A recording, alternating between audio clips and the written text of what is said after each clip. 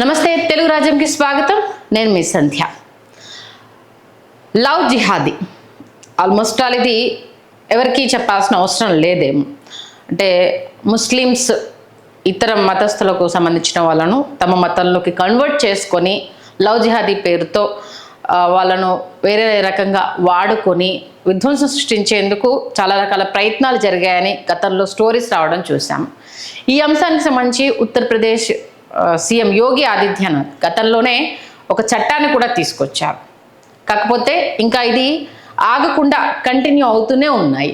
ఈ నేపథ్యంలో ఈసారి దీన్ని ఇంకొంచెం ఇంప్లిమెంటేషన్ చేస్తూ, అంటే నమోదైన కేసుల రీత్యా వాళ్ళకు దొరికిన కంప్లైంట్ల ఆధారంగా, ఆ దొరికిన అమ్మాయిలు ఇచ్చిన స్టేట్మెంట్స్ ఆధారంగా ఇలా అయితే కుదరదు, దీన్ని ఇంకా కొంచెం కఠినతరం చేయాల్సిందే, ఏం చేస్తే దీన్ని కట్టడి చేయొచ్చు, ఎందుకంటే అమాయకమైన మహిళలు దీనికి బలవుతున్నారు. Even Kerala stories almost all ఈ ఉదంతం బేసిక్ మీదనే వచ్చింది. దీన్ని బ్యాన్ చేయాలంటూ కొన్ని రాష్ట్రాలు తెర మీదకి రావడం, మరికొన్ని రాష్ట్రాలు బెనిఫిట్ షోస్ వేసి పిల్లల విషయంలో ఇలా జరుగుతుందని తల్లిదండ్రులకు తెలియజెప్పే ప్రయత్నం చేయడము. కేరళ స్టోరీస్ అనేది ఎంత పెద్ద సెన్సేషన్గా మారింది. అంటే లవ్ జిహాదీ పేరుతో అమ్మాయిల్ని ట్రాప్ చేయడము, పేరెంట్స్కి తెలియకుండా వాళ్ళ మతం మార్పించడం, ఆ తర్వాత పెళ్లి చేసుకోవడం, వీళ్ళను వాళ్ళ దేశాలకు తీసుకెళ్ళిపోవడం, తర్వాత వీళ్ళని ఏ విధంగా మభ్యపెట్టి ఎంత దీనస్థితికి తీసుకెళ్లారు అనేది కేరళ స్టోరీస్లో చూపించిన అంశం. ఒకవేళ వాళ్ళు చెప్పిన దానికి వీళ్ళు ఒప్పుకోకపోతే వాళ్ళతో ఉన్నప్పుడు, అంటే వాళ్ళతో ఉన్నప్పుడు పర్సనల్ వీడియోస్ కావచ్చు, లేకపోతే బెడ్రూమ్లో వాళ్ళతో గడిపిన టైం కావచ్చు, వాళ్ళకు తెలియకుండానే ఫొటోస్ వీడియోస్ తీసి, నువ్వు కనుక ఇప్పుడు మాతోటి రాకపోతే ఇది మేము పేరెంట్స్కి పంపిస్తాము, దానివల్ల పరువు పోతుంది అంటూ చూపించిన సంఘటనలు కూడా ఉండడం, ఫ్యామిలీ అంతా ఉరివేసుకొని చనిపోవడము, తెర మీదకి వచ్చి నోరు వినిపించినా కూడా, అంటే ఇది జరుగుతుంది అని చెప్పినా కూడా బాధితులను చెప్పిన స్టేట్మెంట్ పరిగణలోనికి తీసుకోకపోవడం వల్ల అమాయకులు బలైపోయిన సందర్భాలు, ఇలా ఒక్కటేంటి కాలేజీ రూపకంగా జరుగుతున్న అనేక అంశాలను కేరళ స్టోరీస్లో చూపించడం జరిగింది. ఈ నేపథ్యంలోనే గతంలోనే యూపీ సీఎం యోగి ఆదిత్యనాథ్, ఇక్కడ నుంచి తీసుకోండి మళ్ళీ, యోగి ఆదిత్యనాథ్ 4 ఏళ్ల క్రితమే ప్రొహిబిషన్ ఆఫ్ ఇల్లీగల్ రిలీజియన్ యాక్ట్ని తీసుకురావడం జరిగింది. ఇది తీసుకురావడానికి కారణము గతంలో యూపీలో లవ్ జిహాదీ కేసులు పెరిగిపోవడంతో పాటు బలవంతపు మత మార్పిళ్లు జరగడంతో ఈ యాక్ట్ని తీసుకొచ్చారు. 4 ఏళ్ల క్రితమే దీన్ని తీసుకొచ్చినా సరే ఇంకా కూడా అక్కడ ఇలాంటివి కొనసాగుతూనే ఉన్నాయి.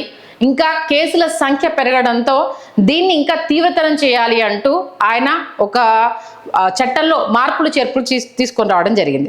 2021-23లో యూపీలో 427 లవ్ జిహాదీ కేసులు నమోదయ్యాయంట.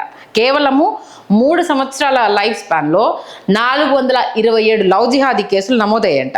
బలవంతంగా మతం మార్చిన వారిని 833 మందిని అరెస్ట్ చేశారంట. అంటే చట్టం తీసుకొచ్చిన ఆ 4 ఏళ్లలో 427 లవ్ జిహాదీ కేసులు వచ్చాయి. దీంతో పాటు బలవంతంగా మతం మార్చిన వాళ్ళు 833 మందిని అరెస్ట్ చేశారు.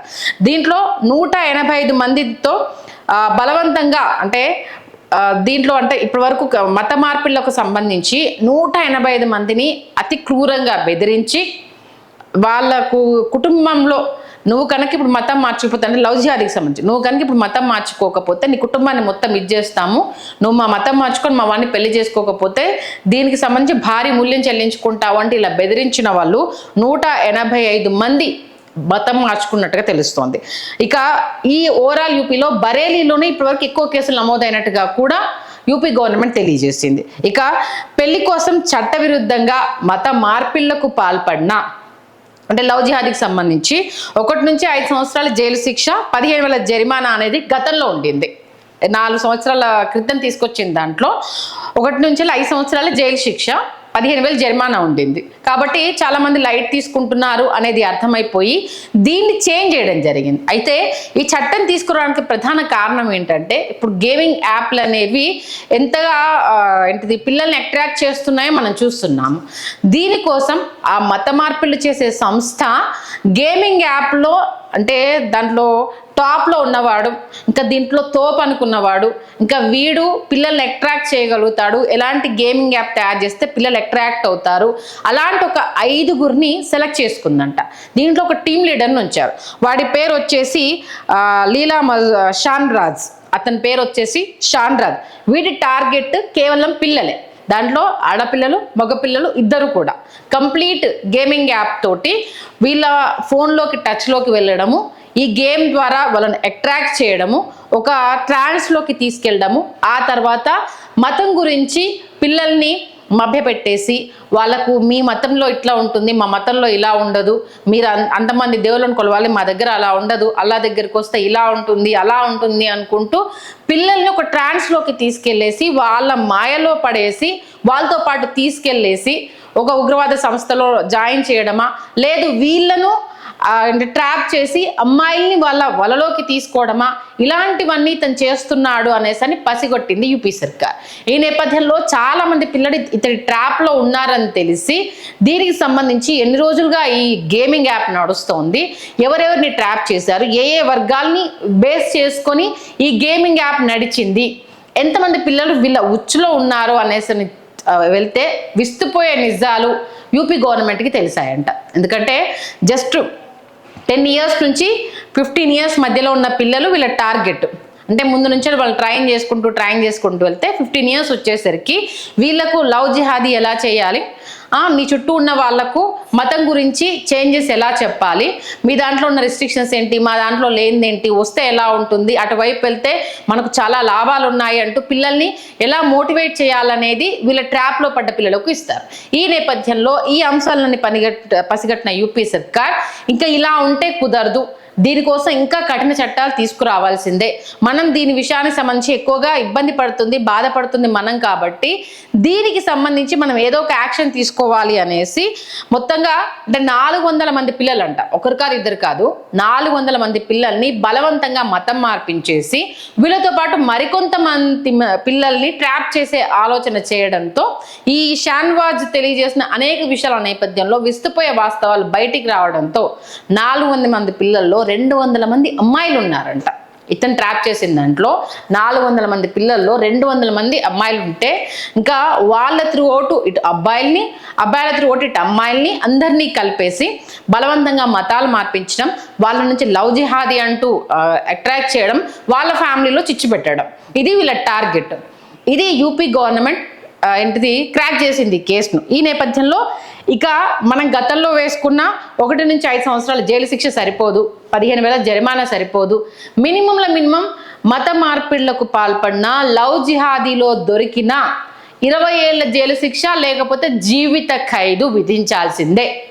ఖచ్చితంగా ఈ విషయంలో అసలు ఏ మోమాటం లేకుండా వెనక్కి తగ్గాల్సిన అవసరం లేదు. దాన్ని అటెంప్ట్ చేసినా సరే, ఇందులో వీడున్నాడు అని తెలిసినా సరే భారీ మూల్యం చెల్లించుకోక తప్పదు అంటూ 20 ఏళ్ల జైలు శిక్ష లేకపోతే యావజ్జీవ జైలు శిక్ష. ఈ అంశానికి సంబంధించి కేవలం కుటుంబంలో ఉన్న వాళ్ళే కాదు, అక్కడెక్కడో ఇప్పుడు నన్నే ఒక ట్రాప్ చేస్తున్నారు, నా చుట్టూ ఫ్రెండ్స్ ఉంటారు, లేకపోతే నా రిలేటివ్స్ ఉంటారు, ఇంట్లో వాళ్ళే ఫిర్యాదు చేస్తే కేసు తీసుకోవాల్సిన అవసరం లేదు. అంటే ఆ అమ్మాయిని బెదిరిస్తున్నాడని తెలిసినా, అటువైపు ప్రేరేపిస్తున్నాడని తెలిసినా, లేదు మొత్తానికే అందులో దింపేశాడని తెలిసినా దాన్ని చూసిన ఎవరైనా కూడా ఫిర్యాదు చేయొచ్చు. కేవలం కుటుంబ సభ్యులు ఫిర్యాదు చేస్తేనే మత మార్పిళ్లకు లవ్ జిహాదీకి సంబంధించి కంప్లైంట్ తీసుకోవాలన్న రూల్ ఏం లేదు. మనం దీన్ని ప్రక్షాళన చేయడానికి ముందుకెళ్తున్నాం కాబట్టి ఖచ్చితంగా ఎవరు ఫిర్యాదు చేసినా దాని మూలం ఏంటి, దాని వెనకాల ఏముంది, ప్రతి ఒక్క అంశం తెలుసుకోవాల్సిందే. కంప్లైంట్ చేసిన వివరాలు గోప్యంగా ఉంచాల్సిందే. దొరికిన వాడికి కుదిరితే 20 ఏళ్ల జైలు శిక్ష లేకపోతే యావజ్జీవ ఖైదు విధించాల్సిందే. ఎలాంటి ఎగ్జామ్షన్ ఎట్టి పరిస్థితుల్లో ఇవ్వకూడదు. ఇలాంటి శిక్ష ఇంప్లిమెంట్ అయితేనే ఇలాంటి వాటికి అడ్డుకట్ట పడుతుంది అంటూ అటు సీఎం యోగి ఆదిత్యనాథ్ ఈ డెసిషన్ తీసుకోవడంతో ప్రస్తుతం ఇది మరొకసారి చర్చనీయాంశం అయిపోయింది. ఎందుకంటే యూపీ వేదికగానే ఖరగ్పూర్లో ఇది ఎక్కువగా జరుగుతుండడంతో బాధితుల సంఖ్య 400 పైచిలకు పెరుగుతుండడం, చిన్నపిల్లలు అంటే ఇవి కాకుండా కేసులు కాకుండా 400 మంది చిన్నపిల్లలు వీళ్ళ ఆధీనంలో ఉండడంతో అంటే వీళ్ళు ఏ రేంజ్లో పేటరేగిపోతున్నారో తెలుస్తుంది. కాబట్టి ఎట్టి పరిస్థితుల్లోనూ ఉపేక్షించేది లేదు అంటూ యోగి ఆదిత్యనాథ్ సీరియస్గా ఈ నిర్ణయం తీసుకున్నారు. మరి దీంతో ఆయన దీనికన్నా అడ్డుకట్ట వేసే అవకాశం ఉందా, మరి ఎవరైనా ముందుకొచ్చి కంప్లైంట్స్ ఇస్తారా, కంప్లైంట్స్ ప్రాతిపదికన ఎంతవరకు ఆ శిక్ష ఇంప్లిమెంట్ అయ్యే అవకాశం ఉంది అన్నది మాత్రం చూడాల్సిందే. కాబట్టి పిల్లల విషయంలో కొంచెం జాగ్రత్తగా ఉండండి. అంటే యూపీలో ఒక్క దాంట్లోనే కాదు, దేశవ్యాప్తంగా ఇలాంటివి అనేక కేసులు నమోదైన విషయం తెలిసిందే. కాబట్టి అమ్మాయిలు అంటే తెలియకుండా, అంటే దీంట్లో ఒక ఫ్యామిలీ ఇన్సిడెంట్లో తెలిసింది ఏంటంటే, తమ పాప తెలియకుండా నమాజ్ చేస్తుందంట. వాళ్ళు హిందువులు. ఇదేంటి ఈ పాప నమాజ్ చేస్తుంది అనేసి అని వెళ్ళి అడిగితే, నేను ఒక ముస్లిం అబ్బాయిని ప్రేమించాను, అబ్బాయిని పెళ్లి చేసుకోవాలంటే ఇవన్నీ నేర్చుకోవాలనేసి అని అన్నాడు అనేసి అని అంది. ఇంకొంచెం గర్జించి అడగ్గా, మేమిద్దరం రిజిస్టర్ మ్యారేజ్ చేసుకున్నాం, నేను మతం మారిపోయాను, అబ్బాయి దాంట్లో మతం మారితేనే పెళ్లి చేసుకుంటా అన్నారు, అందుకే మతం మారిపోయానంటూ బాంబు పేల్చేసింది. ఇది కాస్త పోలీస్ స్టేషన్కి వెళ్ళిన తర్వాత ఇది హోమ్ మినిస్టర్ దగ్గరికి వెళ్ళి, అక్కడి నుంచి యోగి ఆదిత్యనాథ్ దగ్గరికి వెళ్తే స్వయంగా హోమ్ మినిస్టర్ పిలిపించి అసలు ఏం జరిగింది ఏంటి అని ఆరా తీయగా, ఇలా కలిశారు, నన్ను ఇలా లవ్ చేస్తున్నా అని చెప్పారు, నేను లేకపోతే ఉండలేను అనేసి అని అన్నాడు. కానీ ఖచ్చితంగా నువ్వు మతం మార్చుకుంటేనే పెళ్లి చేసుకుంటానని చెప్పాడు. మా ఇంట్లో కుదరదు అనేసి అని అంటే, నువ్వు వస్తే నీ లైఫ్ ఇలా ఉంటుంది, నాతో ఇంత ఆనందంగా ఉంటావు, మీలాగా రిస్ట్రిక్షన్స్ ఉండవు, నేను ఎక్కడికో తీసుకెళ్ళిపోతాను అది ఇదని చెప్పేస్తే, నాకు ఇష్టం లేదు అని చెప్పినా సరే తను చనిపోతాడు అని బెదిరించేసరికి నేను మతం మారిపోయి తను పెళ్లి చేసుకున్నాను అనేసి అని బాంబు పేల్చేసింది. అంటే బయటకు వచ్చిన విషయాలు కొన్ని రానివి కోకొల్లలు ఉన్నాయి. కాబట్టి ఆడపిల్లల విషయంలో జాగ్రత్తగా ఉండండి. ఎప్పటికప్పుడు ఒక్క విషయానికనే సంబంధించింది కాదు, ఎవరితో మాట్లాడుతుంది, ఎలాంటి ఫ్రెండ్స్ ఉన్నారు, ఏంటి సర్కిల్ని 1-2 సార్లు చెక్ చేసుకోండి. మీ ఆడపిల్లల భద్రత ముందు మీ ఇంట్లోనే జరగాలన్నది మాత్రం గుర్తుపెట్టుకోండి. Please do subscribe to Telugu Rajyam channel. Please do subscribe to Telugu Rajyam channel. Please do subscribe to Telugu Rajyam channel. Hi అండి, నేను మీ ఆర్పీని, నెల్లూరు పెద్దారెడ్డి చేపల పులుసు ఓనర్ని. మీరు తెలుగు రాజ్యం అనే ఈ యూట్యూబ్ ఛానల్ సబ్స్క్రైబ్ చేసుకుని మంచి మంచి వీడియోలతో వస్తారు. Thank you so much.